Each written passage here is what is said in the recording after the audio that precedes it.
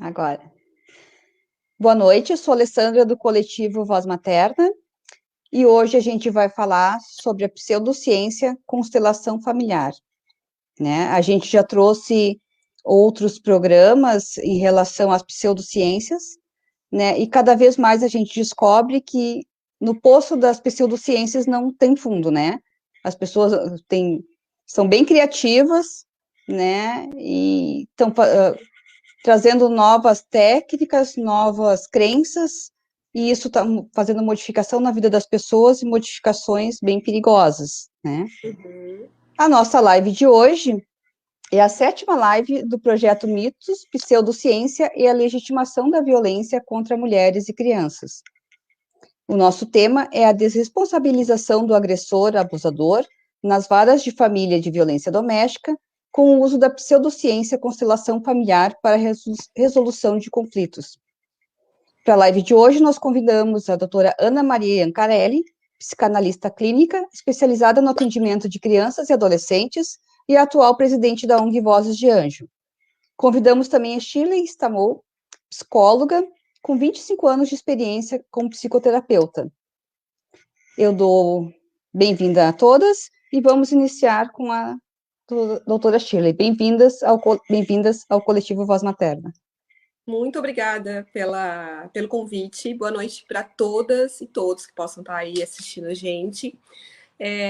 Então, meu nome é Shirley, eu sou psicóloga há 25 anos, eu moro aqui em Florianópolis e sempre estive muito atenta sobre a questão do abuso sexual na infância e na adolescência, sobre a questão da violência contra a mulher, né? Além de ser psicóloga há 25 anos, eu também tenho um blog feminino há quase 12 anos. E ontem mesmo, lá nesse blog feminino, eu estava falando justamente sobre a questão da constelação familiar. Infelizmente, no Brasil, está tendo uma grande disseminação, né, dessa técnica pseudocientífica chamada constelação familiar, que não tem nenhum embasamento científico, não existe nada que comprove a sua eficácia, né, nada que comprove que ela de fato funciona para cuidar de saúde mental ou para ajudar na resolução de conflitos. E existem vários aspectos muito polêmicos por trás da constelação familiar que muita gente não sabe. Ontem, nessa outra live que eu fiz lá no meu Instagram Garotas Modernas, no meu blog feminino, depois que eu fiz a live, muitas pessoas vieram comentar, tanto nos comentários quanto por direct, falando sobre experiências ruins que tiveram com os chamados consteladores, com as pessoas que se dizem terapeutas e que usam essa técnica da constelação familiar. A constelação familiar também pode ser chamada de constelação familiar sistêmica. Ela foi criada por um homem que não era nem psicólogo, nem psiquiatra, tá? Ele não era médico, não era psicólogo, ou seja, não era da área da saúde mental, chamado Bert Hellinger. Ele era alemão, né, porque ele faleceu há alguns anos, e ele criou toda essa teoria que mistura muitas coisas ligadas a temas da espiritualidade, xamanismo, o próprio espiritismo, fez uma miscelânea de várias crenças, misturou com algumas coisas legítimas da psicologia e cunhou esse nome, né, constelações familiares, para falar, então, que tudo que acontece na nossa vida hoje depende das nossas relações familiares e também de antepassados que a gente tem há 2, 3, até 4 gerações. Ou seja, o comportamento de uma pessoa hoje seria regido muito por coisas mal resolvidas na dinâmica familiar, não só a dinâmica familiar atual, né? Pessoas que você convive, mas também com pessoas que você nem conheceu, como seu bisavô, seu tataravô, sua tia-avó, de 2, 3 gerações atrás, tá? A gente tem que entender que o próprio Bert Hellinger é uma pessoa muito controversa. Ele foi muito desacreditado na própria Alemanha. Tem vários países que não permitem a aplicação dessas teorias, dessa teoria dele, né, dessa forma de atuar, dessa tentativa de terapia baseada em nada, baseada em achismos da cabeça dele, porque ela é cheia de furos, né, uma teoria com muitos problemas, e tudo começa até pela própria história do Bert Hellinger. Ele foi nazista, ele lutou na Segunda Guerra Mundial do lado nazista, ele tinha um grande apreço pelo Hitler, ele chegou a escrever e publicar um poema em homenagem ao Hitler, ou seja, ele é uma pessoa bastante controvertida, né, bastante controversa. E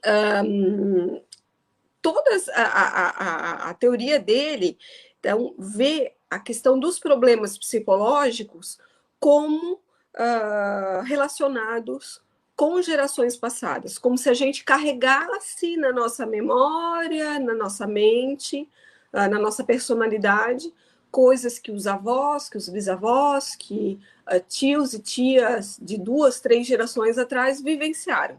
Então, muitas vezes ele dava explicações muito simplistas, né, e meio que sem pé nem cabeça para situações atuais. Por exemplo, se uma pessoa não consegue ter filhos, ele poderia dizer, mas isso é porque o seu tio-avô, a sua tia-avó fez muitos abortos e isso está atrapalhando, né, a questão da fertilidade. Ou seja, ele juntou um monte de coisas, fez uma grande miscelânea de coisas, né, e tentou transformar isso numa teoria que, infelizmente, colou, né, em alguns países. Aqui no Brasil, infelizmente, a constelação familiar, ou constelação familiar sistêmica, tem sido aplicado em alguns lugares, em algumas cidades, através do SUS, e também em algumas comarcas, né, dentro aí das varas de família, principalmente para conciliação, tá? Principalmente para conciliação de casos de abuso sexual na infância, envolvendo aí familiares, né? Pais, padrastos, tios, avós, primos, e também violência contra a mulher. Uma das coisas que mais me chama a atenção dentro das constelações familiares ou constelações familiares sistêmicas é a ideia da vítima perdoando o agressor.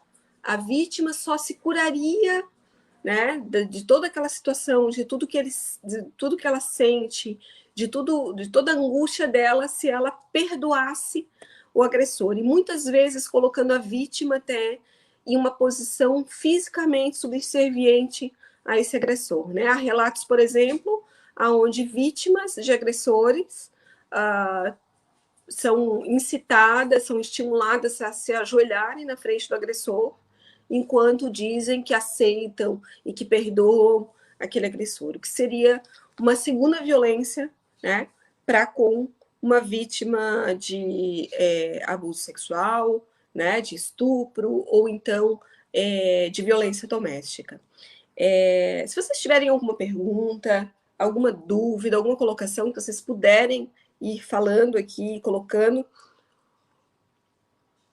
Eu queria até chamar o pessoal da mesa, não sei exatamente se a gente vai lendo as perguntas ou as dúvidas que vão surgindo à medida que elas vão aparecendo. E aí, Alessandra, a gente pode ir colocando aqui algumas coisas? Sim, se tu conseguir, a gente pode ir colocando as perguntas, né? E se tu achar que vai encaixando, ou então a gente pode deixar para o final, que fica melhor para ti. Acho que se as perguntas vierem, vamos colocar que fica mais interessante também. Eu também não fico com a sensação de que eu estou falando aqui sozinha, né? É bom até para a gente ter um bate-volta aqui, tá? Então, continuando aqui, eu vou falar. Eu só não sei se eu vou conseguir ler as perguntas, porque elas são bem pequenininhas, né? A letra fica minúscula aqui. Não entraram perguntas ainda, mas igual tá bem no teu tempo, assim, é 20, 25 minutos. Tá. Então, assim, a gente tem que entender, então, que o Bert Hellinger, ele foi padre católico durante 20 anos, né? E primeiro ele lutou do lado dos nazistas, aí foi padre católico. E aí depois, aliás, não foi por 20 anos, foi padre católico por alguns anos, e por 20 anos ele atuou como uma espécie de missionário com uma tribo Zulu, né, lá na África. E ele, de certa forma, tentava levar a questão do catolicismo para essas tribos e acabou tendo várias experiências, até com a própria religiosidade dos Zulus, etc. e tal. E ele, quando voltou para a Alemanha, então, criou essa teoria, onde ele colocava, então, a família como centro de tudo e o pai sempre como alguém superior a filhos e a esposa, né? Então, teria uma hierarquia nessa família, onde o pai, o homem, seria, né, a cabeça da família, aquele que manda, e a mãe estaria numa posição inferior, assim como os filhos. E também essa ideia de que a gente teria essa questão da ancestralidade, não só para cor do nosso cabelo, cor da nossa pele, né, a cor dos olhos, enfim, mas que a gente herdaria também questões psicológicas, comportamentais mal resolvidas de antepassados da gente. Né? A gente sabe, dentro da psicologia científica, que, por exemplo, alcoolismo, esquizofrenia, depressão, tendência ao suicídio são coisas que podem ter uma influência, algumas mais, outras menos, mas podem ter alguma influência da questão genética. Só que não significa que uma pessoa que foi, né, que teve um avô, um pai, um bisavô alcoólatra, ela vai desenvolver alcoolismo, ou que teve um caso de depressão na família, que ela vai necessariamente desenvolver depressão. Né? A coisa não é assim tanto causa e efeito. É uma tendência maior. Da mesma forma que você, por exemplo, ter mãe ou ter uma avó que teve diabetes, né? Ou que teve um determinado tipo de câncer, pode predispor você mais a ter aquela doença. Tá? No entanto, o Hellinger ele coloca a coisa de causa e efeito de uma maneira muito mais direta e sem uma fundamentação científica. Ele fala que até 4 gerações podem influenciar em comportamentos do hoje. Então, ontem, por exemplo, eu recebi o comentário de 2 pessoas que passaram por situações onde fizeram a tal da constelação familiar, né? E uma delas, a pessoa disse que a filha tinha problemas de estômago por causa de algo do bisavô. E a outra, que o cachorro, pasmem, o cachorro da família, né, vomitava porque aquilo era um comportamento que tinha se visto também na família de um tio-avô, sabe? Umas coisas assim meio que sem pé na cabeça, meio que misturando, né, ideias da biologia, da medicina, da psicologia, com ideias que têm a ver com espiritualidade, né, com algumas religiões, ou seja, crença, né, e não ciência. É muito importante a gente entender que ciência não se faz assim. Não adianta eu inventar uma teoria da minha cabeça e querer sair por aí aplicando. Inclusive, o Conselho Federal de Medicina e o Conselho Federal de Psicologia proíbem que médicos, psiquiatras e psicólogos utilizem tal prática, porque não tem comprovação científica, tá? Então, nos é vedado a gente usar alguma coisa que seja experimental, que ainda não tenha uma comprovação, que a gente não tenha, né, como aferir lá para o nosso paciente que ele vai ter uma melhora. Além disso, tem um lado muito ruim e muito perigoso, né, desse tipo de tratamento, de teoria, de terapia, e eu estou fazendo bem aqui entre aspas mesmo, porque não dá para a gente chamar isso de tratamento, nem de terapia, né, que é a questão de uma pessoa poder, durante essa tal da constelação, aonde você interpreta situações familiares, você coloca a pessoa ali, o chamado constelado, no centro de um grupo, e aí chama várias pessoas que não o conhecem para interpretar o papel do pai, o papel da mãe, o papel do irmão e por aí afora, tá? Inclusive o papel de pessoas que já morreram, que ninguém, às vezes, ali conheceu, né? De um bisavô que você só escutou falar, você nem nunca viu como é que a pessoa se comportava, né? Quando você faz uma situação daquela ali, esse tipo de dinâmica se conduzida de uma maneira errada, de uma maneira onde a pessoa que está ali passando por essa constelação possa ficar muito impressionada, a pessoa pode ter uma crise de ansiedade, uma crise de pânico e até mesmo um surto psicótico. Então é possível que a pessoa se sinta tão mal que aquilo faça mais mal para ela, deixe ela mais perturbada ou mais incomodada psicologicamente do que mais tranquila ou mais esclarecida, tá? Por isso que é muito perigoso, inclusive porque qualquer pessoa pode ser um constelador, né?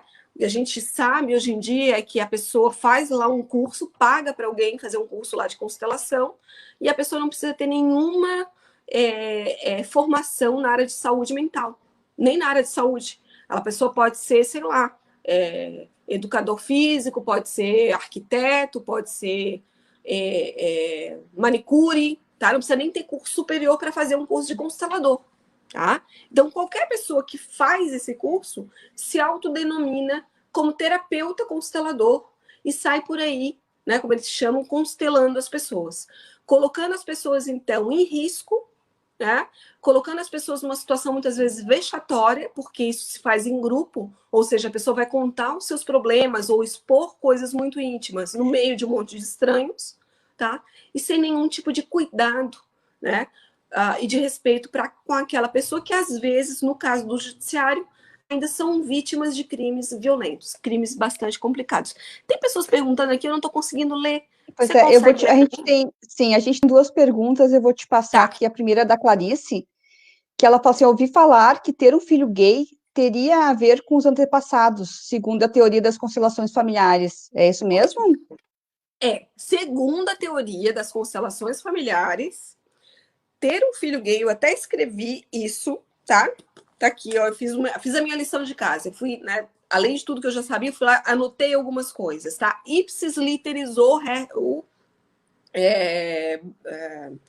Bert Hellinger falava que, aqui, ó, a homossexualidade é resultado do menino que substitui uma irmã morta. Então, para ele, significa que aquela mãe perdeu uma filha, tá? Que pode ter sido até um aborto, e aí eles aparecem muito com a história do aborto, muito presente, até, porque você pode ter um aborto que você não sabe, você pode ter uma irmã gêmea que foi, né, absorvida ali durante a gestação, e por isso que você sente isso ou sente aquilo. Gente, não tem o menor cabimento disso, tá? Não há nenhuma evidência científica. Em primeiro lugar, que a pessoa ser homossexual não é um problema. É uma variação natural da sexualidade humana. Não há crime nem a doença em uma pessoa ser homossexual. É tão natural quanto ser heterossexual. É pouco aceitado pela nossa cultura, infelizmente, por causa do preconceito. Mas não existe nada de errado com uma pessoa, né, ser homossexual. E você querer atribuir a ideia de que um menino, né, um homem, se torna homossexual porque nasceu em substituição uma irmã morta, gente, o que eu vou dizer? É óbvio que isso não é verdade. É óbvio que isso não tem pé nem cabeça, nenhuma teoria científica. Nenhum psicólogo sério. Existem psicólogos que não são sérios, assim como existem engenheiros que não são sérios, existem psiquiatras que não são sérios, médicos que esquecem a tesoura na barriga do paciente. Mas nenhum psicólogo sério ou nenhum psiquiatra sério vai concordar com a ideia de que alguém é homossexual porque está substituindo uma irmã que morreu, né, gente? Me parece um pouco assim que é uma junção de desculpas para pessoas que têm dificuldade em aceitar a sua realidade, né? Tem essa questão também, bem lembrado, né?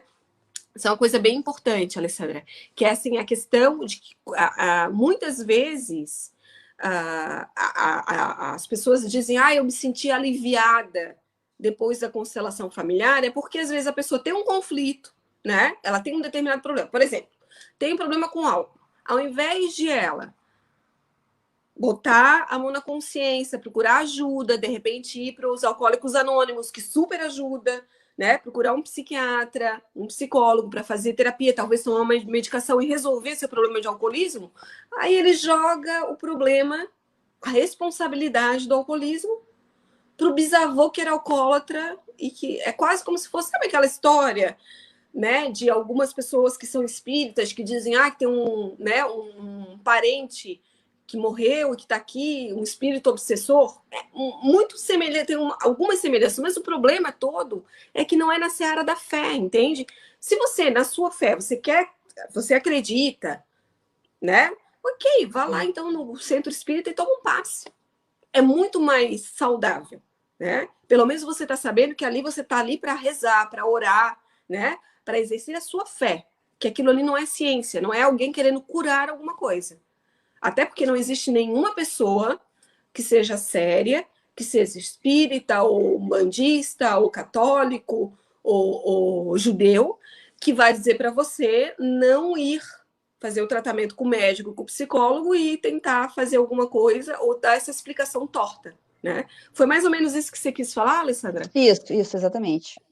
A gente tem aqui a pergunta do... Posso te passando, né, as perguntas? Pode, claro, com certeza. Pergunta do Pedro Barros. Ele diz, Shirley, boa noite.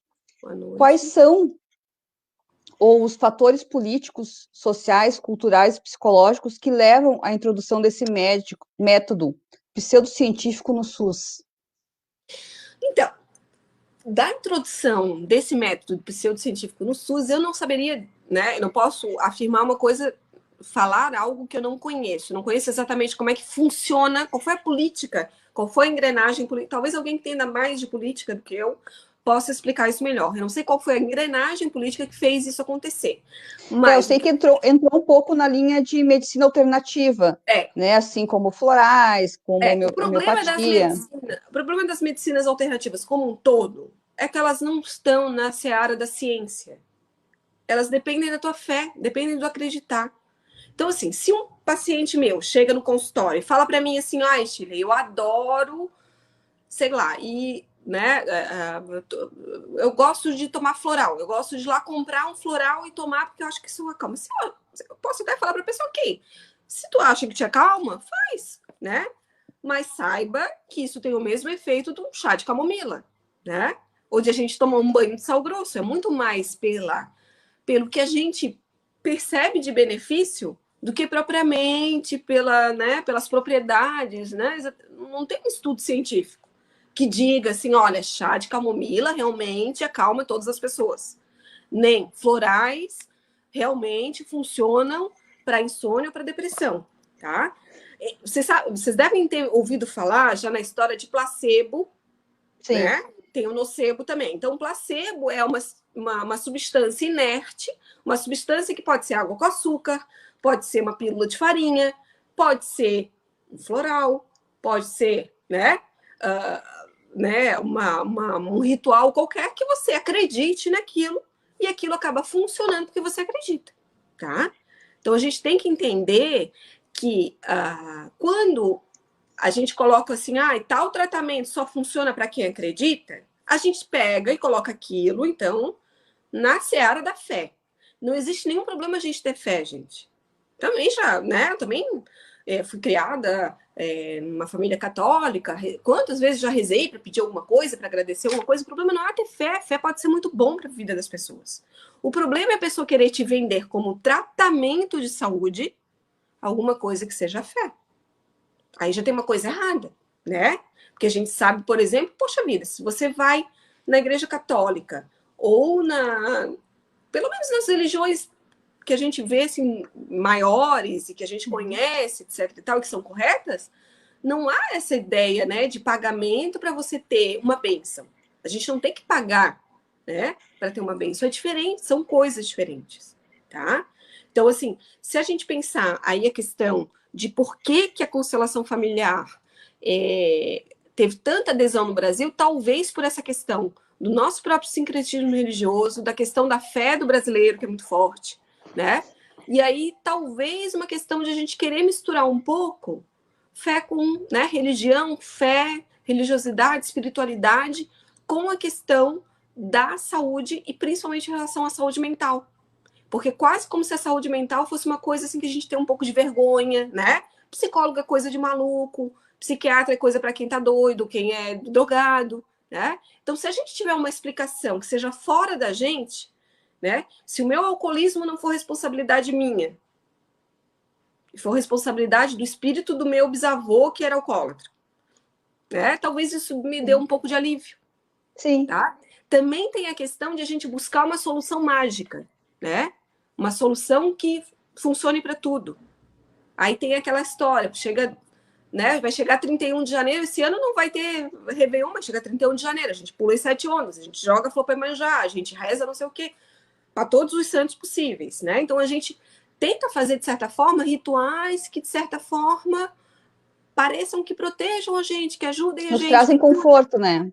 Exatamente, que tragam um certo conforto. Isso não tem problema, tá? Eu não estou dizendo para a gente deixar de fazer as coisas, acender nossa velinha para o anjo da guarda, ou rezar para determinado santo. Não estou falando. Fé é uma coisa muito importante, muito bonita na vida das pessoas. O problema é quando a gente tenta trazer isso para a questão da ciência. Aí que começa a embananar tudo. Por quê? Por exemplo, uma pessoa que tem depressão. Ela tem depressão porque tem provavelmente questões biológicas, pode ter um desequilíbrio dos neurotransmissores, pode ter outras questões biológicas, como, por exemplo, um desequilíbrio hormonal, podem ter questões familiares, da própria questão de, às vezes, uma família mais estruturada, ou não foi tão amorosa, questões, né, do passado da pessoa, mas não passado de 3 gerações atrás, gente. Passado de 3 gerações atrás é o passado, tá morto, enterrado. Isso são só histórias que a gente escuta. Não é porque o nosso tetravô era deprimido, depressivo, que a gente necessariamente vai desenvolver depressão. Você pode até ter uma tendência genética a ter mais, da mesma forma como pode ter uma tendência genética a ter mais a ter pressão alta, né? Ou até diabetes, que você vai se cuidar um pouco. Mas não significa que é uma causa e um efeito assim tão, né? E a gente tem que entender que a gente também tem uma responsabilidade em relação à nossa própria saúde mental.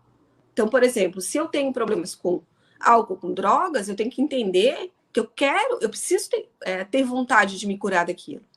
Se eu tenho uma depressão, né, ou uma ansiedade complicada, eu preciso procurar ajuda de profissionais sérios para tratar aquilo, que são médico, psiquiatra ou psicólogo. Não é uma outra pessoa, né, que vai fazer isso. Até porque isso pode piorar ainda mais. Então, eu acho que, assim, há uma questão cultural do brasileiro de querer buscar uma solução fácil, de querer colocar a responsabilidade, achar alguém para dar uma explicação. Ah, então a minha filha, ela é, né? A minha filha é gay, a minha filha gosta de meninas, é porque então, antes de ela nascer, eu perdi um filho homem. Ah, então daquela vez lá que eu tive muito sangramento daquela vez que eu fiquei menstruada, então eu. Aí a pessoa começa a fantasiar. Então eu estava grávida, era um menino, eu tive um aborto, aí veio ela e eu queria um menino, por isso que ela é gay. Gente, isso não tem a menor explicação, né? Aliás, desculpem, o menor cabimento, tá? Não tem lógica. De fato, eu vejo que é uma tentativa quase de a gente tentar uma solução mágica. A gente vê muito isso, né? Às vezes aquela coisa assim, ó, por exemplo, como a gente escuta e outras coisas pseudocientíficas, né? Teve algum tempo atrás que muito se falou de pais de autistas que estavam tentando usar uma substância que funciona como cloro, né? É um desinfetante.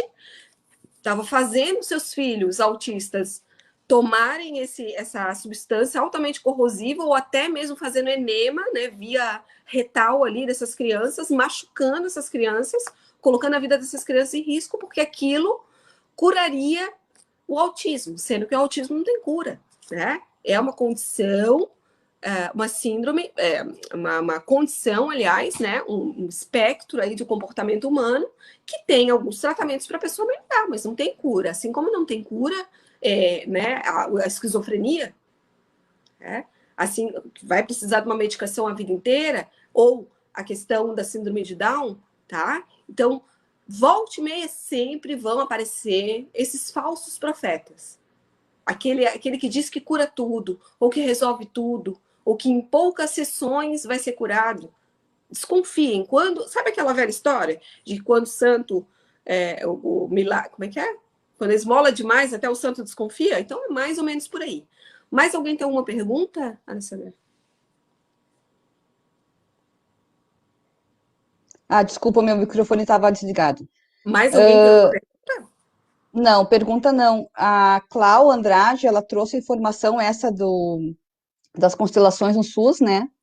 Uhum. Ela fala que entrou no SUS pela política de práticas integrativas do governo desde 2006 e que essas práticas estão entrando pelo sistema oficialmente. São 2 portarias e a constelação entrou em 2018 na base da canetada, né? Não houve nenhum estudo a respeito disso. E O que problema é que está baseado em achismo, né? sim, e que Aquelas até o pessoas que vão Drauzio lá. Varela tem vídeos sobre essas terapias integrativas, né? e que o Conselho Federal de Medicina tem parecer contrário a elas. Sim, que o assim como o Instituto Conselho Federal de Psicologia também tem parecer contrário.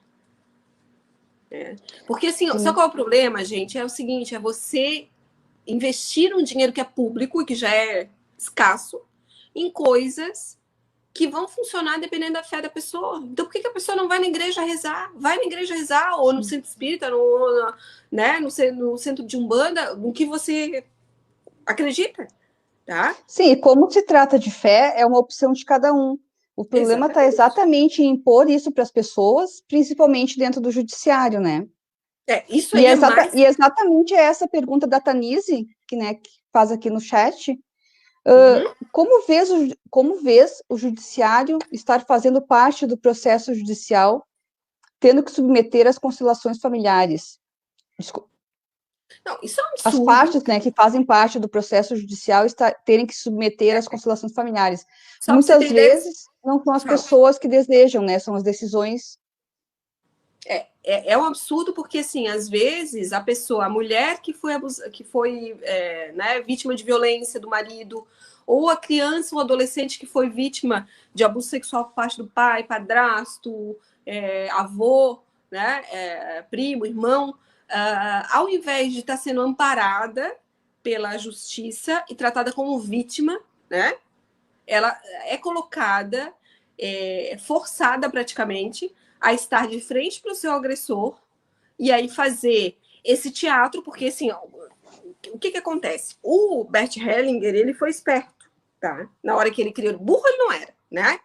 Ele foi esperto na hora que ele criou essa teoria dele, porque ele roubou muitas coisas que realmente funcionam, que têm respaldo científico da psicologia, da psiquiatria, né? E uma delas foi a questão, por exemplo, de a gente fazer uma dramatização de determinadas coisas na família. Então, existe uma linha da psicologia chamada psicodrama, tá? Que é do Jacob Moreno, que é muito respeitado, etc e tal, onde a gente dramatiza situações familiares.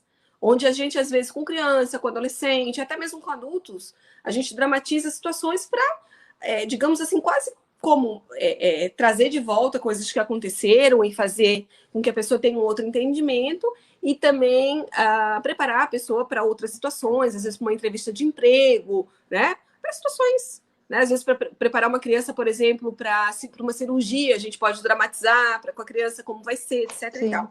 Isso pode ser usado legitimamente de forma científica dentro da psicologia com psicólogos ou médicos psiquiatras que estão preparados para isso.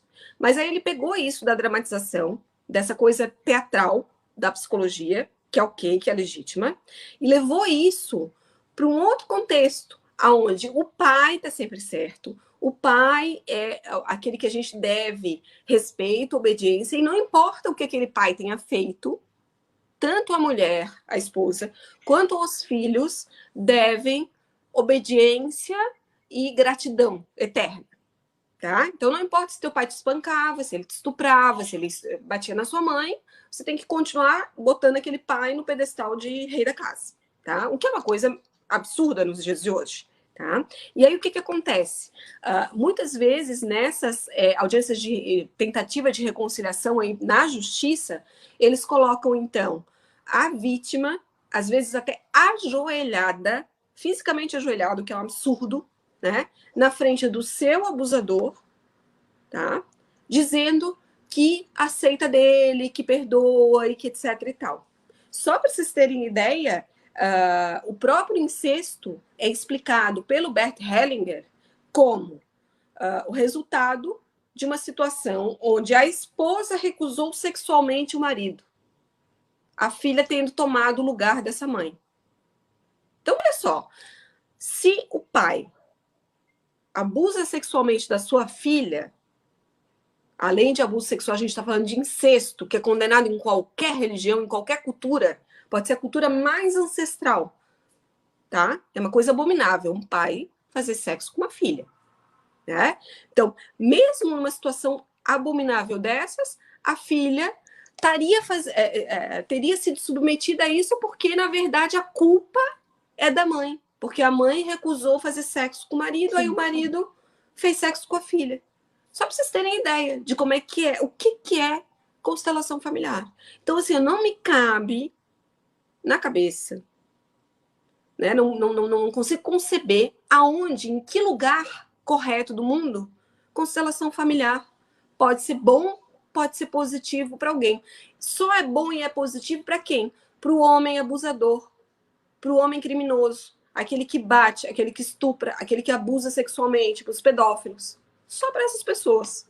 Porque para as pessoas de bem, para as mulheres que sofrem, para as crianças que sofrem, para as verdadeiras vítimas, né?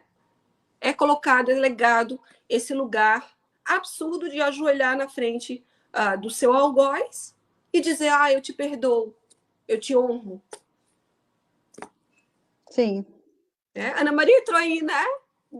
Nós conseguimos receber aqui, tá me ouvindo, doutora Ana?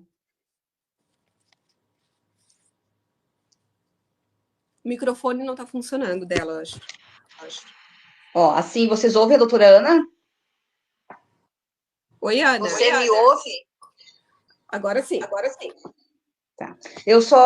Então, seja bem-vinda, né, doutora Ana? Eu só vou explicar aqui que a gente teve um problema na conexão, então, quando acontece isso, o que eu faço? Eu faço uma chamada pelo Meet e a gente reproduz aqui na nossa live, né? Então, agora eu abro um espaço para a doutora Ana, né? A gente só não consegue daí mostrar os seus PowerPoint na tela, doutora Ana, porque eu só consigo fazer uma apresentação ao mesmo tempo, tá? Puxa, que pena. Mas a luta foi grande, né? Eu queria primeiro agradecer muito a vocês, né? De terem me feito esse convite, né? E quero aproveitar esse tempo que eu já perdi bastante, né?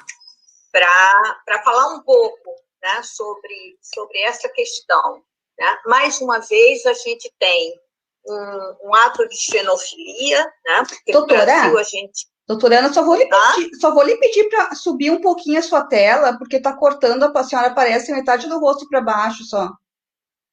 Deixa eu ver. Melhorou? Melhorou. Assim tá bom. Tá. Então, vamos lá. Mais uma vez, a gente...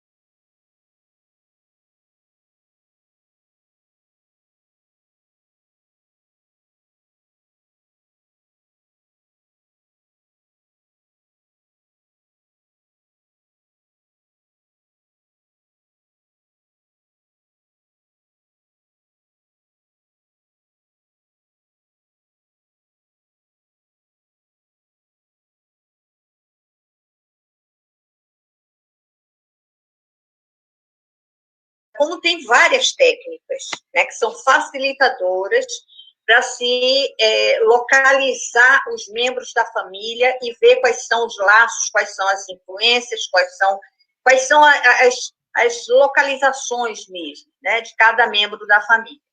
Então, a constelação familiar, ela veio para isso, para ajudar na terapia familiar a desenhar essa dinâmica da família. Acontece que, como outras coisas que a gente já importou também sem ler, né, como alienação parental, né, ela usa termos que são termos técnicos de outras áreas científicas, mas ela não é científica. Ela não é uma técnica que possa ser usada como está sendo usada.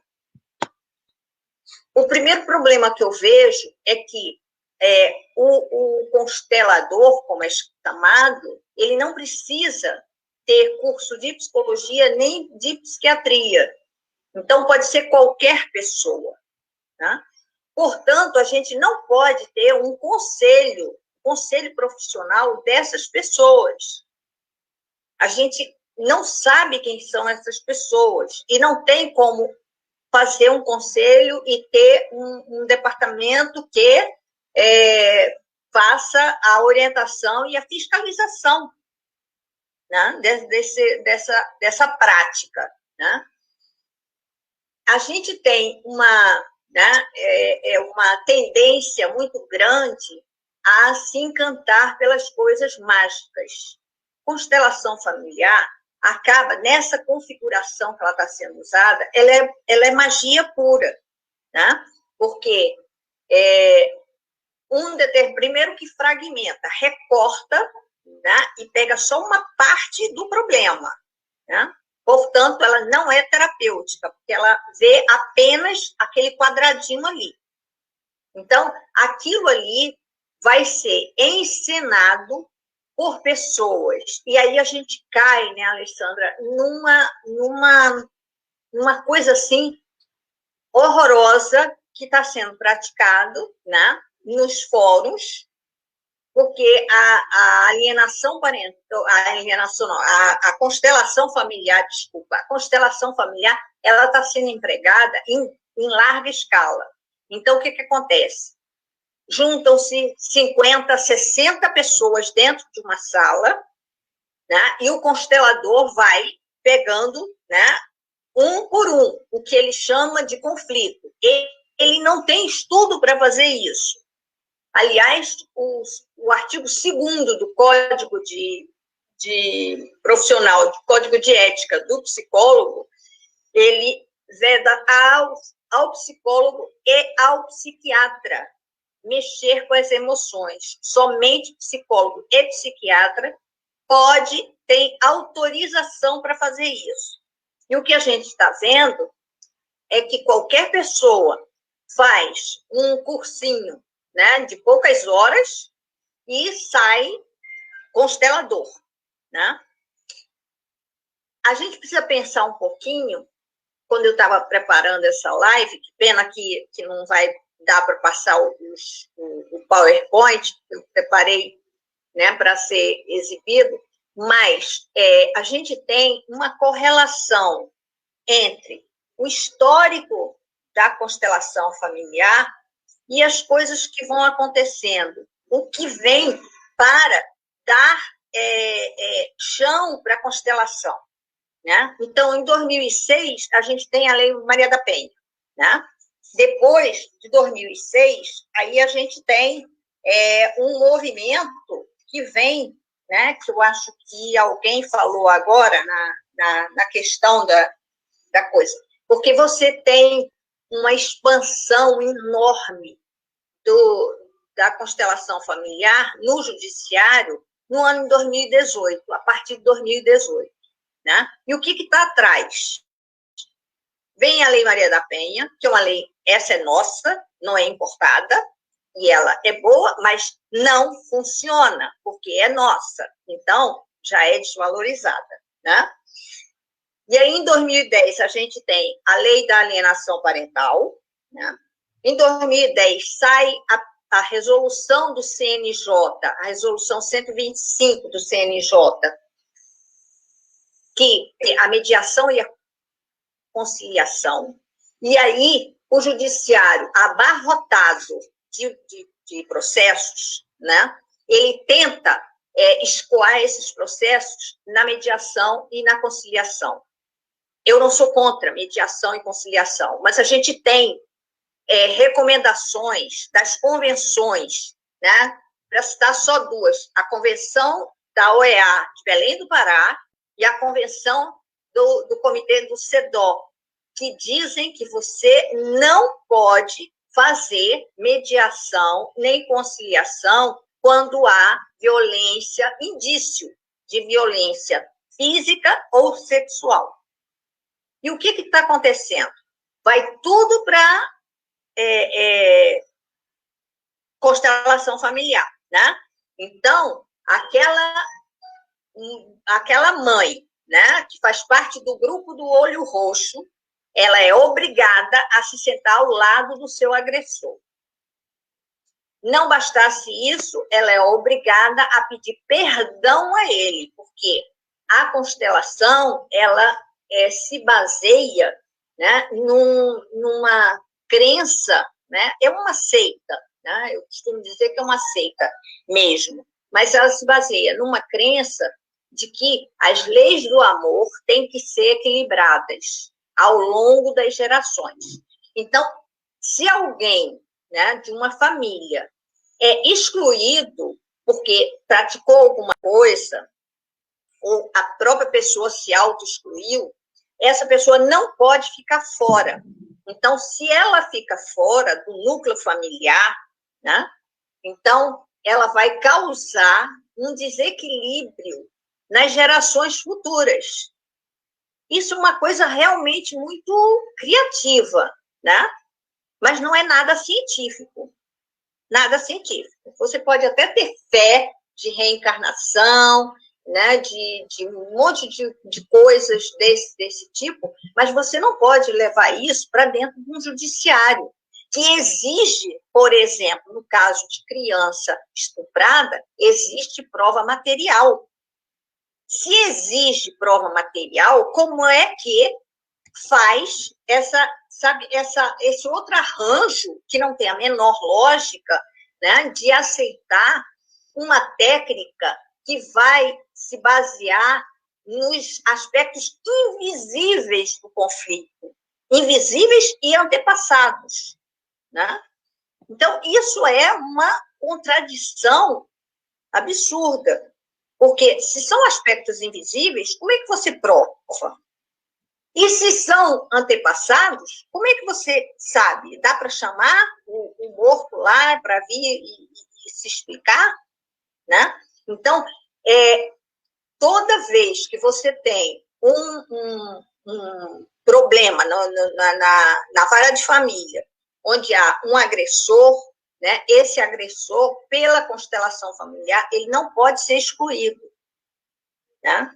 Se um pai estupra de maneira violenta uma criança, dentro do entendimento da constelação familiar, ele tem que ficar dentro da família. A criança machucada, teve, lesão física, ela vai ter que conviver com aquele pai dentro da família, porque a constelação ameaça com os espíritos.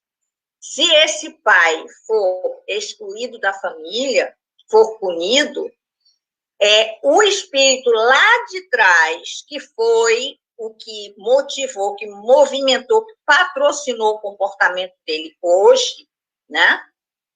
Ele vai vir e vai se retalhar, né?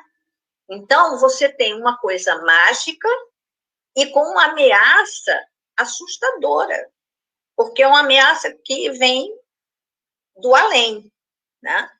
Então, aonde se sustenta, né? E por que a gente está abrindo tanto espaço para essa técnica? Ela deve ficar circunscrita a situações em que ela é facilitadora, mas só. Ela não é terapêutica. Ela não é terapêutica, né? Doutora Ana, então, eu queria comentar, assim, que como é interessante como as coisas são facilmente aceitas aqui no Brasil, né?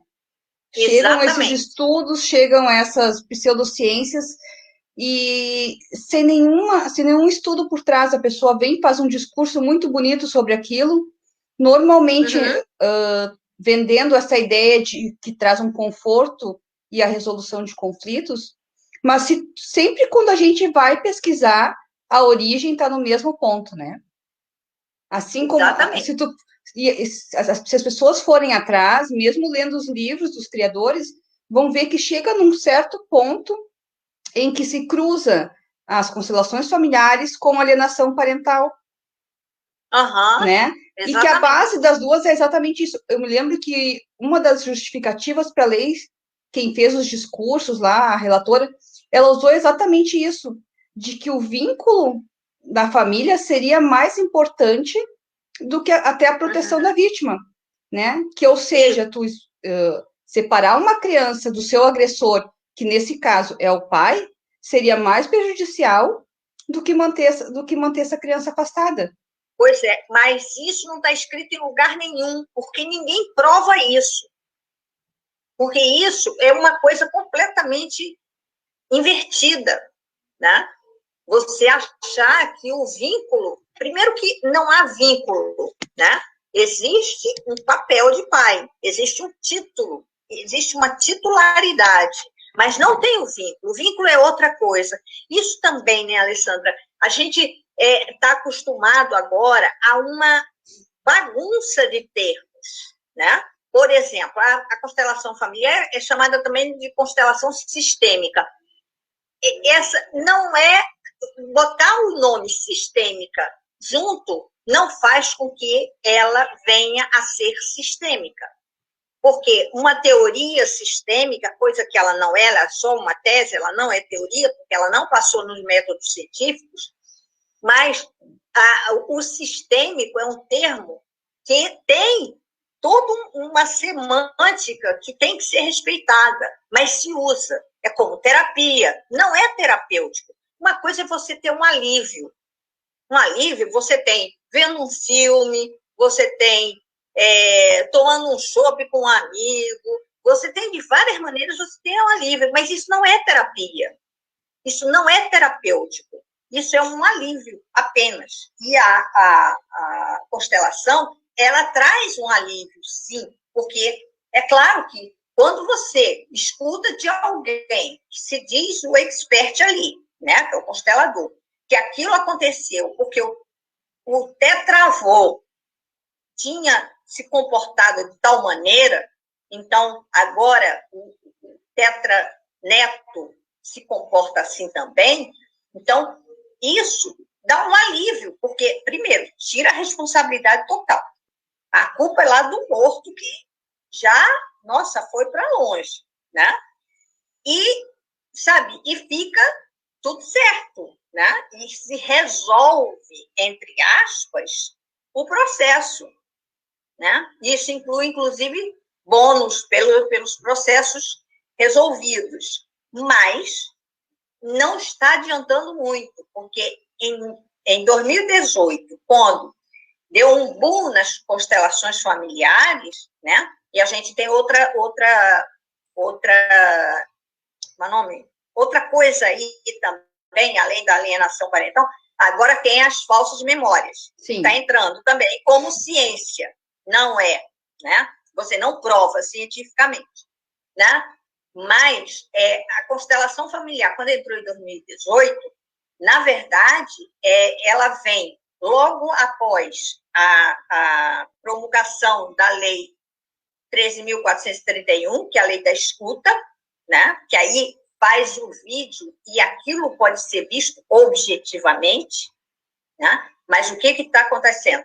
Essa lei não implementou, não entrou, né? Porque o compromisso que se tem por uma pseudo-resolução, né, é muito maior do que a busca da verdade, do que a proteção integral da criança, né? Então, a gente, em 2018, a gente tinha no judiciário somente 78.700.000 processos em tramitação. Como é que você escoa isso? Com essas técnicas. Com essas técnicas mágicas, né? Que faz aquele teatrinho que parece de escola primária, né? E aí, né, faz aquilo ali, isso foi o tetravô, isso foi não sei o quê. Eu já ouvi resultado de constelação que o constelador chegou à conclusão de que tinha sido um tio-avô do advogado da mãe, que tinha acabado de entrar no caso. Ou seja, nem da família era. O tinha precedido, mas tinha sido o tio-avô do advogado, que era um pedófilo. Então, as pessoas não querem ter nem o trabalho de seguir datas, de seguir sequência de fatos, né? Então, sabe, como que o tio-avô do advogado que acabou de entrar no caso, né, é responsável pelo comportamento do pai de abusar do filho, né? Como assim? Pois é, nesse aspecto, a Ana aqui traz e pede para a senhora falar um pouco dessa ligação entre constelação, estupro e incesto. Pois é. O incesto, ele a proibição, a interdição ao incesto é um marco civilizatório da humanidade. A gente só tem civilização depois que a gente interdita o incesto, porque senão a gente cai na horda primeva. Então, a gente não pode abrir mão do combate ao incesto, né? E o que a gente tem hoje é que cerca de entre 75% e 85% dos abusos sexuais de crianças são cometidos por pais, padrastos, avós e tios, né? Portanto, é quase, né, uma totalidade. E o que acontece? O incesto, ele, com nossa justiça recursal, ele é infinito. E com a interpretação como o instrumento, né, de escuta de uma criança, que se faz avaliação psicossocial, colocando a criança em acariação até hoje. Aquele método que é uma tortura, né? A gente sabe que, por exemplo, uma mulher que foi estuprada por uma pessoa da rua, que ela nem conhece, se ela é chamada na delegacia para reconhecer, ela está atrás de uma parede de vidro espelhada, né? Ela sabe que as pessoas ali, que estão ali, para ela reconhecer qual deles, aquelas pessoas não estão vendo, né? Não podem vê-la, mas ela, muitas vezes, entra em crise e diz, eu não consigo, eu não me lembro, e chora e vai embora e não faz o reconhecimento. Isso adulta, protegida, sabendo que o estuprador dela não está vendo, não está olhando para ela. Ela não consegue. Então, como é que você quer que uma criança faça uma sustentação de um abuso sexual praticado por um pai, por um padrasto, por um avô, né? Mas principalmente por um pai, que é uma pessoa que ela ama e obedece. Ela ama e ela quer ser amada por aquele pai. E o que acontece? A gente sabe que, né, um monte de técnicos, né, forenses põem dentro da sala porque, segundo esses técnicos, elas precisam olhar a criança, porque aí eles vão ver se a criança foi abusada ou não, como se ficasse na testa, escrito, passando em neon, aquelas letrinhas, né? Então, esse olhômetro, né, é um instrumento de tortura, na verdade, né? Porque é perguntado diretamente para a criança. Então, se a criança não fala, então não houve abuso. Se a criança sentar no colo do pai, se o pai chamar e ela sentar no colo, ficar perto, não houve abuso.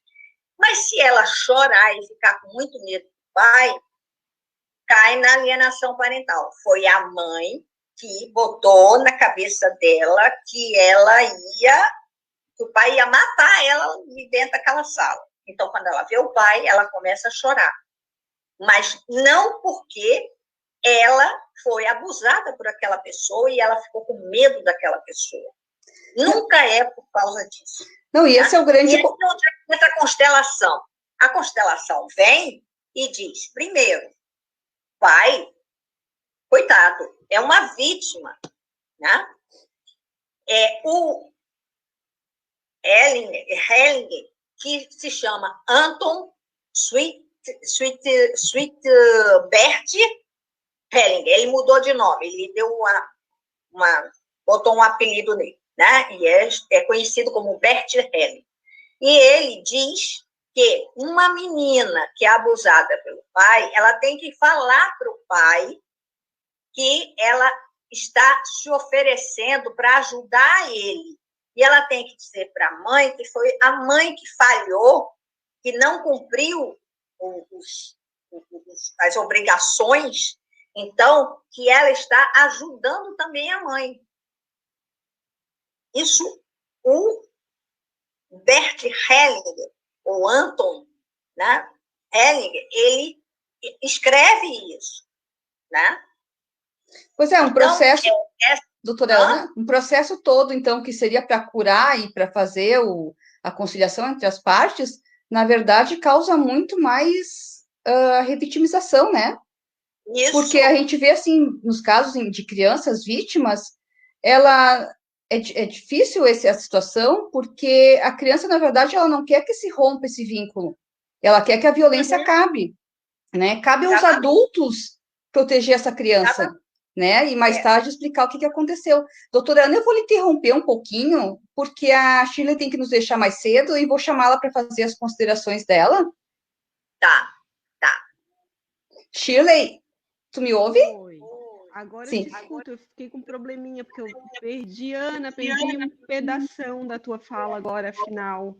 Eu não consegui acompanhar, porque desapareceu o som. Deu algum problema aqui. Pois é. Não, mas eu acho que depois na gravação fica certinho. E agora que tu vai trazer as considerações, eu já vou te passar mais uma pergunta aqui, que eu acho que fica bem na linha que tu estava falando, né? Como é que fica na constelação familiar do futuro agressor, ou melhor, do futuro. Só um pouquinho. O sucessor desse agressor, como é que fica, né? Deixa eu ler melhor, que ficou estranho essa. Como é que fica na constelação familiar? Ali, ó, tá na tela, mas eu vou ler. Como é que fica na constelação familiar do futuro o sucessor desse agressor, né, gente? No caso, assim, como é que. No caso, eu acho que a pergunta dela é isso, assim, como se os espíritos fossem os culpados por todas as ações dessa pessoa, né? Exatamente. Essa é a explicação que a constelação tenta dar, mas como a gente estava falando, como eu falei, como a Ana também falou, não tem, né, o menor cabimento, está muito mais numa seara de religião, né? Até concordo com a Ana quando ela fala que parece muito mais uma seita do que propriamente algum tipo de terapia ou de algo que possa ajudar de fato as pessoas. Porque, primeiro, que desresponsabiliza o agressor, né? Como se o agressor não tivesse culpa de agredir. Isso que traz aí um elemento que nada tem a ver com ciência, nada tem a ver com psicologia, com medicina, com psiquiatria. Né? Não está na área da saúde mental. A gente deve separar bem as coisas, né? Entre ciência e crença. Crença, se você tem que acreditar para funcionar, então desconfia. Provavelmente não é científico, né? Eu acho que é justamente essa questão. Não sei se eu respondi. Se tu acha que eu respondi? Agora, Alessandra, tu acha que está respondida a questão? Era mais ou menos isso? Não, era isso. Pelo que eu entendi da pergunta, seria isso mesmo, né? Eu acho que porque acaba trazendo um peso cultural, assim, que, na verdade, todo o caminho é feito para que a vítima acabe assumindo a responsabilidade, né? Sim, tem muito essa questão também de colocar a culpa na vítima, como eu tinha falado lá no caso do incesto, né? Dizer que o pai estuprou ou abusou sexualmente da filha porque a mãe estava recusando fazer sexo com ele. Gente, não tem como a gente achar que isso possa ser correto. É quase como a gente estivesse culpando essa mãe pelo pai ter abusado da filha, né? Quase não, é mais ou menos isso, né? Uma certa culpabilização. E assim, interessante que a gente, que é mulher, então, vocês mulheres que estão escutando, ou mesmo os homens que não são machistas, entendam que a constelação familiar, ou constelação familiar sistêmica, que é só outro nome, né, mais pomposo para a coisa, ela tem por trás esse ranço machista muito forte, né? Que não é uma coisa bacana, né? Essa ideia de família muito patriarcal, de que a mulher e os filhos devem, né, tudo, aquele homem, não importa o que ele faz, né? Então vai contra tudo aquilo que a gente está pensando nos dias de hoje. A gente, no final das contas, né? Que é uma família mais humana, onde os direitos sejam respeitados, não só dos adultos, mas das crianças também, não só dos homens, mas das mulheres também, e por aí afora. Agora, a gente não recebeu mais aqui. Sim, nós temos a Rúbia, que esteve na nossa live anterior, e ela comenta assim, quantos pastores disseram estar possuídos quando acusados de estupro, né? Então, É uma desculpa muito fácil, né? Falar que foi o espírito, né? Ah, é o encosto. Não, ele tá assim, ele bateu na mulher porque é o encosto. Bateu porque é o diabo. Não, gente, a responsabilidade é do agressor, né? A gente não pode ficar imputando a entidades espirituais as coisas que a gente faz. A gente tem que ter responsabilidade pelas coisas que a gente faz na vida, né? na verdade, historicamente, né, surgem novas teorias e todas elas com o objetivo da doutrinação, da dominação sobre as mulheres e sobre as crianças, né? Que são colocadas num papel inferior Um e que papel por isso submisso, teriam que aceitar tudo. né? E a gente não tem que aceitar tudo. Uma mãe, uma mulher que apanha o seu marido não tem que ficar com o marido. É melhor ser uma mãe separada, né, de 3 filhos, do que ficar apanhando em casa. Uma criança ou adolescente que é abusada pelo seu pai não deve nunca mais, né, se possível, nunca mais ver esse sujeito, que ele seja preso, que ele pague na cadeia, né, pelo que ele fez, né? E assim, a gente, para finalizar aqui a minha participação, gostaria de deixar aqui, o mais importante de tudo é a gente tentar preservar as vítimas de violência, né? Entender que a vítima de violência ela não tem que continuar convivendo com o agressor e não tem que perdoar o agressor, né? Perdão, como se diz popularmente, é Deus que dá, né? A justiça cabe julgar aquilo e punir pelos crimes, né? E a vítima precisa de proteção, de muito amor, carinho, tratamento psicológico adequado e proteção. Um dos direitos da vítima é de que ela possa se resguardar e não ter mais contato com a pessoa que lhe Exatamente. fez mal, né? Para que É o isso mínimo, né? não seja um peso durante sua história, né, de vida. Exatamente. Isso é o mínimo que a gente pode fazer, né? As pessoas pediram aqui também para depois, se a senhora quiser nos mandar, a gente coloca links falando mais Tá, sobre o assunto, né? tá E eu ok. agradeço a sua participação, Muito né? obrigada pelo convite, pela participação da Ana também, que é incrível. E nós passamos aí a segunda parte, continuando com a doutora Ana. Muito obrigada e nós nos Muito vemos. obrigada, pessoal. Uma boa noite para todos vocês. Qualquer dúvida é só mandar que a gente responde. Ok, boa noite. Boa noite. Bem-vinda de volta, doutora Ana. Voltando. A Shirley, que pena que eu não estive junto, né? Gosto muito dela. A Shirley tocou num ponto que é importante, né? A questão do perdão, né? Isso é obrigatório nas constelações familiares. E você tem alguns consteladores que exigem que a mulher peça perdão de joelhos para o seu agressor. Porque ela é que provocou a agressão, segundo o entendimento das constelações, e aquele conflito não vai solucionar se ela não pedir perdão de joelhos. Então, você tem cenas dramáticas de mulheres se esvaindo em choro, mas para se livrar daquilo, se ajoelham e pedem perdão, né? Que é a situação mais humilhante possível para uma mulher que apanhou daquele cara, né? Ficar naquela condição de joelhos ali pedindo perdão a ele, né? Então, a gente tem uma total inversão, porque para Anton Bert Hellinger, ele só considera a família aquela família tradicional, né? E aí, na família tradicional, como ele não considera os outros tipos de família, a gente tem cada vez mais diversidade de famílias, né? é preciso que essa família continue junta, né? Por isso que não pode excluir. A gente tem uma passagem que um cara abusou, estuprou 11 crianças, 11. Foi feita a constelação familiar e foi desaconselhado que ele fosse afastado. O que você está dizendo para uma pessoa, né, que estupra 11 crianças de uma mesma família e que ele vai continuar ali na família, ele não vai ser punido e as pessoas têm que aceitar, porque, coitadinho dele, ele é uma vítima. Né?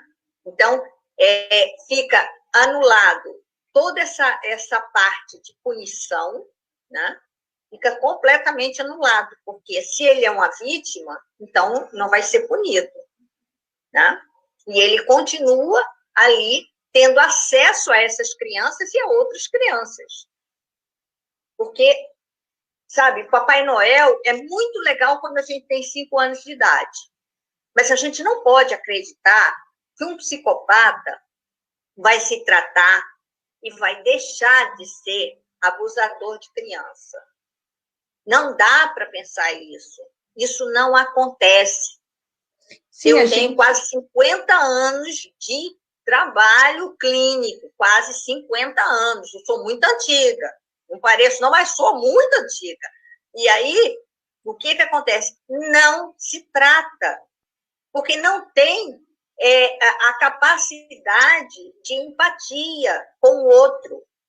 Não tem a capacidade de ver a sua responsabilidade e a sua culpa. Não tem. Então, não tem como tratar uma pessoa que não tem esses sistemas dentro da mente. Não tem como você tratar, né?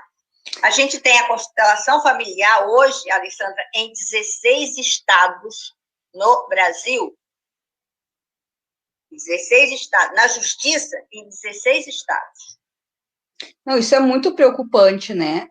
É muito grave. E quando a gente busca documentários feitos com pedófilos que estão presos, em vários deles tu vê eles se referirem que não querem sair da prisão. Porque eles não conseguem se controlar, que não tem, mesmo que passassem por tratamento, não conseguem se controlar, não tem tratamento, não querem cometer o ato, e eles mesmos admitem que o mais seguro para eles é ficar, claro que em cada grau, né? Mas eles mesmos reconhecem que não tem como se controlar. Não. E interessante, quando eu falei ali do cruzamento da lei da constelação familiar com a alienação parental, né? Quando a doutora Shirley trouxe ali a questão de que se o pai estupra a filha, a culpa é da mãe que não cumpriu com seus deveres, isso está plenamente descrito no livro do Gardner, que é o pai da alienação parental. Fala exatamente isso. E eu acho surpreendente. É como se ele repetisse o Gardner. Sim, eu acho surpreendente que pessoas que a gente tem assim como bons profissionais, né? A gente vê aí Instituto Ditos Protetores da Família, pessoas com graduação, com doutorado, a cair nessa lorota, digamos assim, né?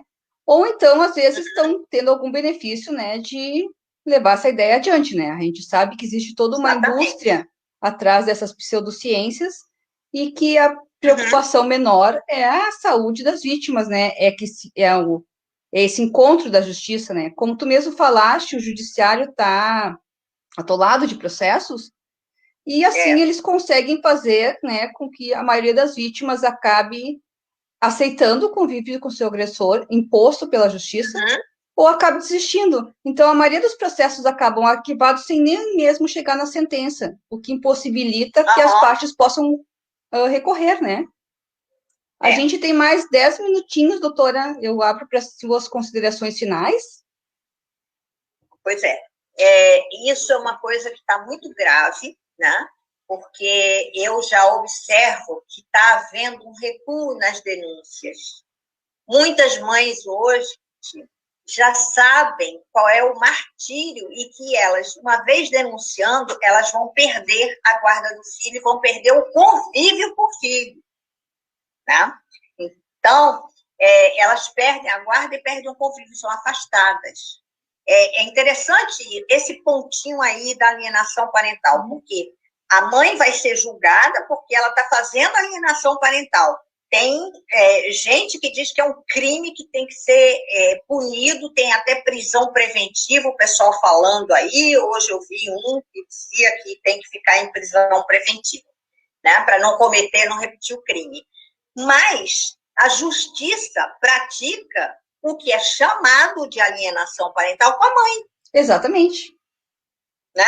Quer dizer, é o mesmo instrumento que é praticado, foi objeto de uma condenação anterior. Né? Então, ela é processada por alienadora, como alienadora, e ela passa a ser alienada pelo Estado. Né? Quer dizer, não tem a menor lógica isso. Não tem a menor lógica. Né? Porque se a alienação que não...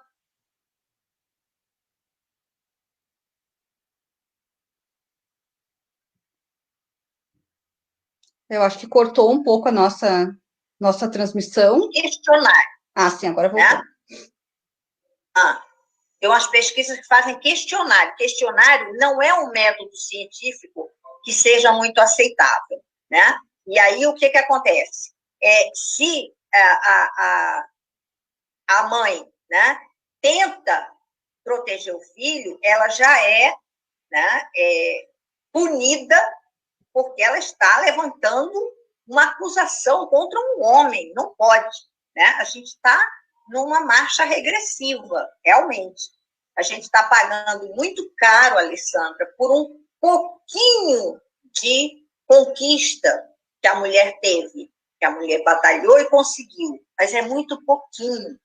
E o custo disso, o pagamento está sendo, assim, draconiano. Não é brincadeira, não. É muito sério o que está acontecendo com mulheres e crianças. Né? Então, sabe, o percurso, por exemplo, do Hellinger.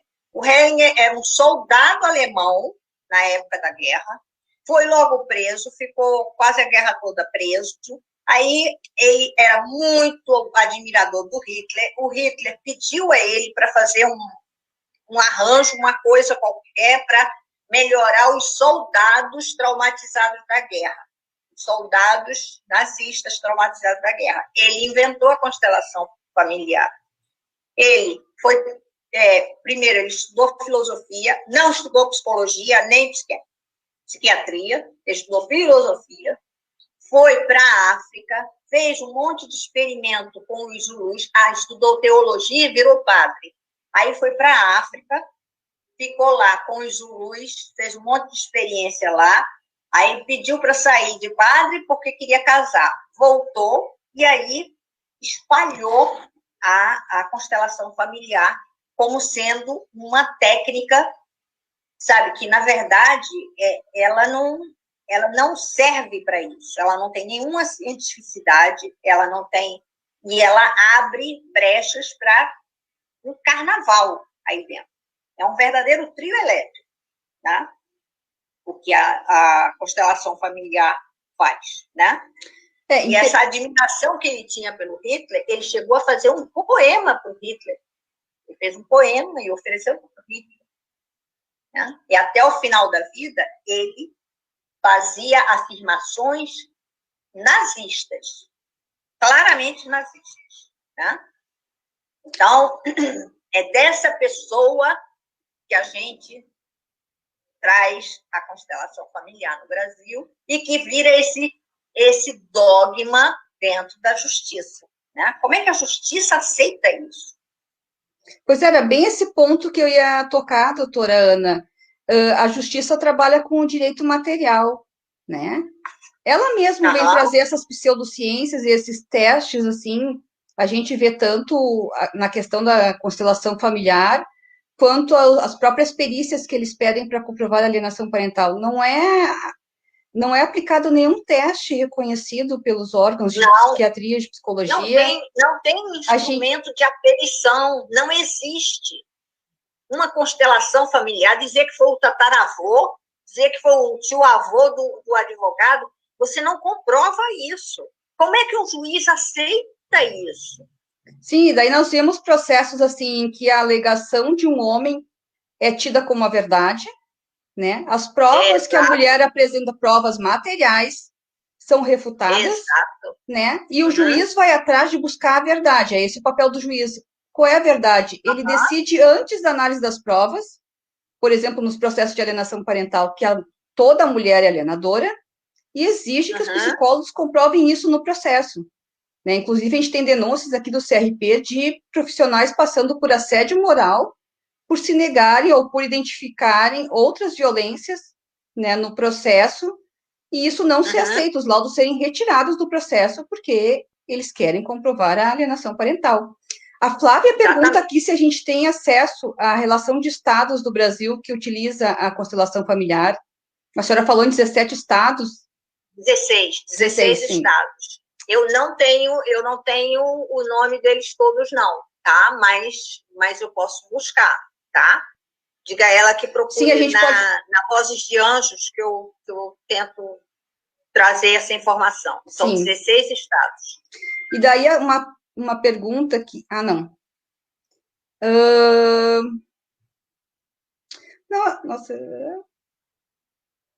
Era essa pergunta que eu tinha lhe passado.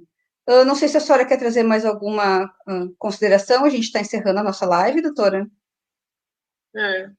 Bom, a minha primeiro, né, que eu cheguei muito atrasada, mas eu queria ter dedicado esse momento de reflexão às pessoas, para a gente refletir também as pessoas, as mais de 100 mil mortes que a gente teve, e dedicar às mais de 100 mil famílias que a gente sabe que estão sofrendo agora, né?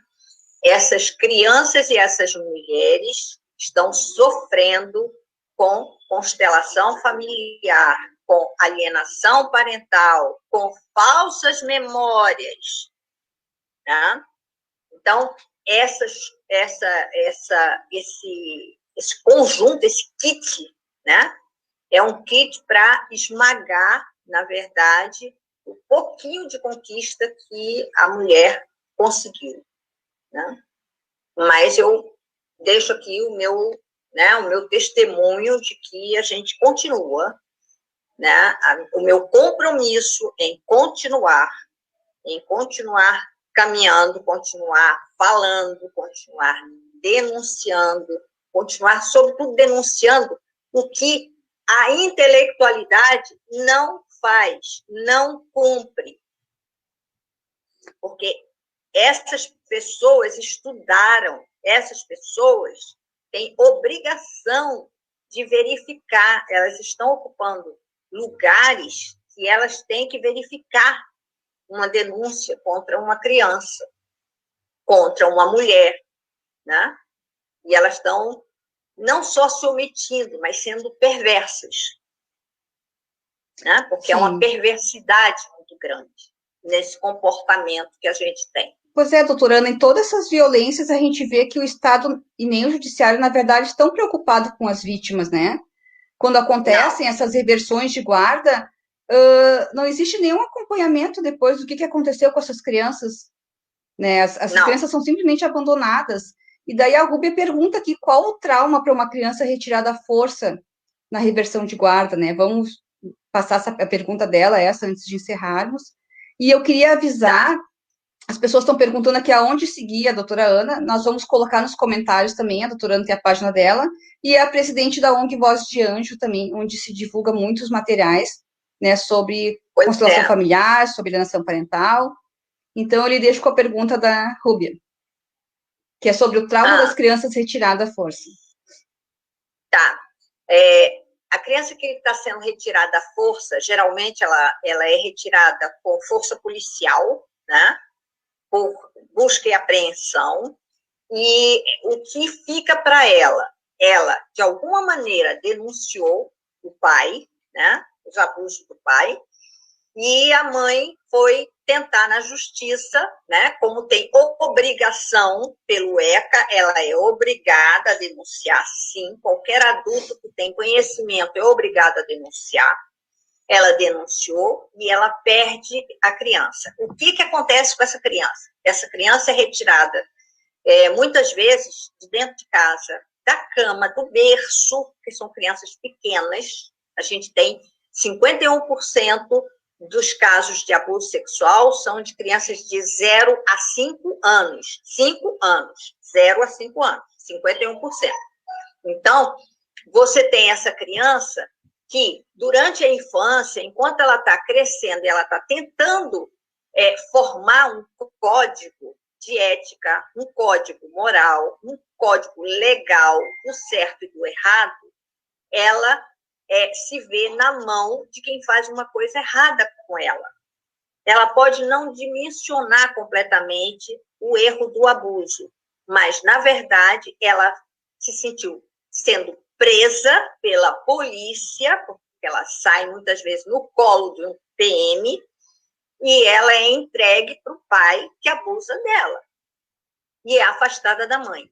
Ela tem um sentimento em relação à mãe que é pouco compreendido, mas ela tem muita raiva da mãe. Ela passa a ter muita raiva da mãe, e ela acha que a mãe abandonou-a, né? E que não fez nada, que não resolveu o problema dela, né? Ela fez a parte dela, contando para a mãe, e a mãe, né, não fez nada, entregou ela para o pai, né? Que fica na cabecinha dela isso, né? E ela perde a capacidade de confiar no outro. Não é que ela desconfie, ela não cria um processo de confiança no outro. Porque só nesse episódio aí, você vê que tudo fica invertido. Então, ela perde a capacidade, ela está em desenvolvimento, ela perde a capacidade de confiar, de ter um processo de confiança, de adquirir confiança no outro, né? Ela não respeita a lei, a partir daí vai ser muito difícil ela respeitar, né? E ela pode ter um sofrimento muito grande, porque ela tenta o tempo inteiro esquecer para não lembrar e lembrar para não esquecer. Então, ela tenta esquecer para não lembrar daquela coisa tão dolorosa que ela vive. Mas ela precisa lembrar para não esquecer e não falar para outras pessoas, não, sabe? Que vai sempre dar problema para ela, porque ela vai ser cobrada, ela vai ser vista como mentirosa ou como fantasiosa, como, sabe, a que fez mal à família, que separou a família, né? Então, ela vai precisar o tempo inteiro ficar nesse sistema de vigilância permanente, precisando descansar a cabeça e sem conseguir, né? Então, você tem um desastre psíquico muito grande. A gente tem hoje já algumas pesquisas de algumas universidades, né, pelo mundo, que mostram que existe uma imagem de ressonância magnética que mostra que crianças expostas ao estresse extremo, que é violência física e violência sexual, são as duas formas de violência, essas crianças têm um número muito maior de epilepsia temporal. Essas crianças têm sequelas cerebrais, porque como ela está em desenvolvimento e ela fica sofrendo aquela tensão do abuso, e vai ficar, né, continuado, então aquilo faz com que estruturas cerebrais atrofiem, estruturas cerebrais deixem de ter função. E você vai ter um monte de crianças daqui a uma geração que vão ser incapazes para a vida em grupo, em sociedade, né? Incapazes para o trabalho, incapazes para as relações afetivas, né? Porque isso tudo tem repercussão cerebral. A gente pensava que era só psicológica. Não é, tem imagem agora, tem imagem, tá? Então, a gente precisava prestar mais atenção, porque a gente vai ter um monte de jovens adoecidos de maneira permanente.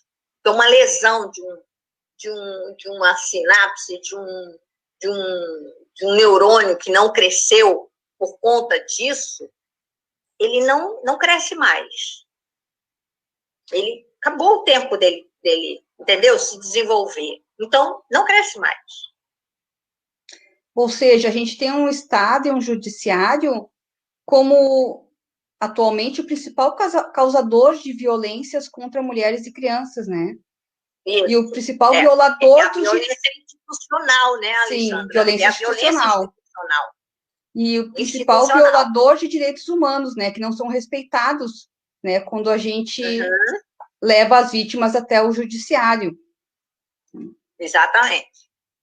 Bom, eu queria agradecer a sua participação, dizer que a gente provavelmente vai lhe chamar para outras lives, né?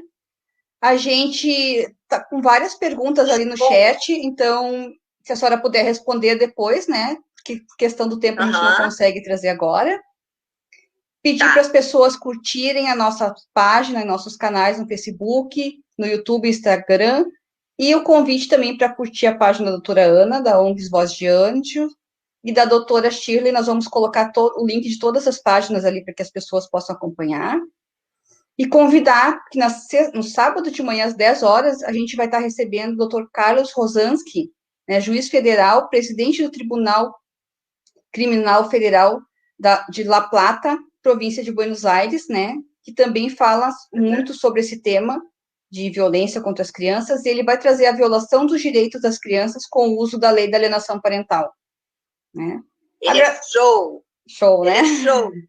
Agradecemos muito a participação de todos, né, que possam estar presentes com a gente, e avisar que as lives ficam disponíveis tanto no YouTube quanto no Facebook, para quem perdeu os nossos episódios anteriores. Muito obrigada mais uma vez, doutora Ana, nossa parceira aqui. Obrigada. E vai seguir com a gente até a gente derrubar essa lei maldita, né, de violência contra mulheres e crianças. Boa noite a todos e fiquem com a gente. Boa noite.